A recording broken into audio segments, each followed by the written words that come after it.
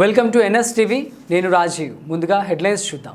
Assembly budget సమావేశాలు జరుగుతున్న తరుణంలో ఆశా వర్కర్లకు 18,000 రూపాయలు ఫిక్స్డ్ వేతనం నిర్ణయించాలని ఆశా వర్కర్లు డిమాండ్ చేశారు.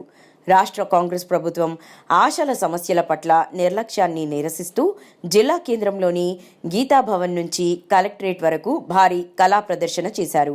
అనంతరం ఆశా వర్కర్స్ యూనియన్ జిల్లా ప్రధాన కార్యదర్శి మారెళ్ల శ్రీలత అధ్యక్షతన కలెక్టర్ కార్యాలయం ఎదుట బహిరంగ సభ నిర్వహించారు.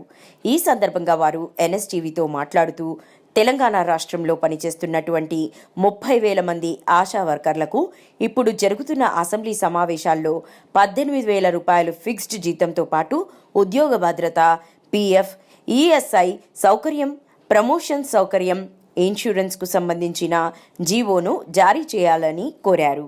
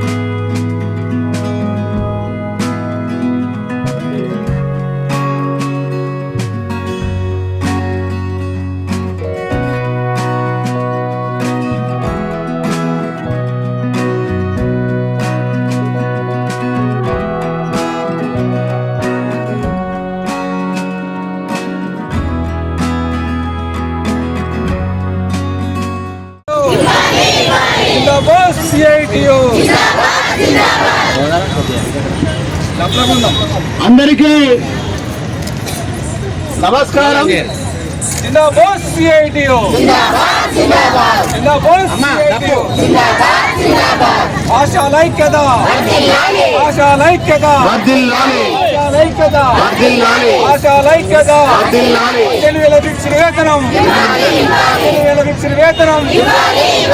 ఆశాల బస్సు యాత్రను, బస్సు జాథాను, ఆశాల బస్సు జాథాను, ఆశాల బస్సు జాథాను రావాలి.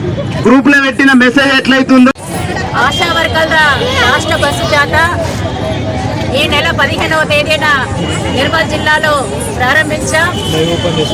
ఈ జాత 33 జిల్లాలు తిరిగి ఈ నెల 31వ తేదీన ఇందిరా పార్క్ వద్ద ముగిస్తుంది. ప్రస్తుతం ఈ జాత కరీంనగర్ జిల్లా కేంద్రానికి చేరుకుంది. ఇక్కడ ఈ జిల్లాలో ఉన్న ఆశా వర్కర్లు అట్లాగే సిఐటియు నాయకత్వం అందరూ కూడా విజయవంతంగా స్వాగతం పలికారు. ఈ జాతా సందర్భంగా రాష్ట్ర ప్రభుత్వానికి మేము రాష్ట్ర ప్రభుత్వం ముందు ఇప్పటికే డిమాండ్స్ పెట్టాం. తెలంగాణ రాష్ట్రంలో పనిచేస్తున్న 30,000 మంది ఆశా వర్కర్లకి ఇప్పుడు జరుగుతున్న అసెంబ్లీ సమావేశాల్లో ఫిక్స్డ్ వేతనం 18,000 ప్రకటించాలని, అట్లాగే PF, ESI సౌకర్యం, ఉద్యోగ భద్రత, ప్రమోషన్ సౌకర్యం, ఇన్సూరెన్స్, మట్టి ఖర్చులు అనేక హామీలు కూడా గతంలో మాకు ఇచ్చారు. వాటికి సంబంధించిన జీవోలు ఇప్పటి వరకు ఇవ్వలేదు. అట్లాగే ఫిక్స్డ్ వేతనానికి సంబంధించి అనేక సంవత్సరాల నుంచి మేము పోరాటం చేస్తున్నాం. ఈ కాంగ్రెస్ ప్రభుత్వం కూడా ఎన్నికల సందర్భంగా మాకు అనేక హామీలు ఇచ్చింది. ఫిక్స్డ్ వేతనం మేము ఇస్తామనేది చెప్పింది.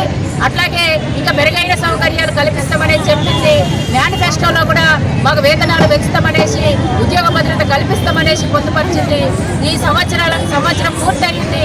ఇప్పటి వరకు మా సమస్యలు పరిష్కారం చేయలేదు, ఫిక్స్డ్ వేతనం నిర్ణయం చేయలేదు. ఈ నిర్లక్ష్యాన్ని నిరసిస్తూ ఈరోజు మేము బస్సు జాత నిర్వహిస్తున్నాం. ఇప్పటికైనా కాంగ్రెస్ ప్రభుత్వం తన మొండి వైఖరిని, తన నిర్లక్ష్య వైఖరిని విడనాడాలి, మా కోసం చర్చించాలి, మా సమస్యలు పరిశీలించాలి, అసెంబ్లీలో ప్రకటించాలనేసి మేము డిమాండ్ చేస్తున్నాం. బస్సు జాత ముగింపులోపు ప్రకటించకపోతే అనంతరం మేము పనులన్నీ కూడా బంద్ చేసి నిరవధిక సమ్మెలోకి కూడా ఫిక్స్డ్ వేతనం సాధన కోసం వెళ్తామనేసి ఈ ప్రభుత్వానికి హెచ్చరిక చేస్తున్నాం. Jayalakshmi, Telangana ASHA workers union CITU రాష్ట్ర అధ్యక్షుడు.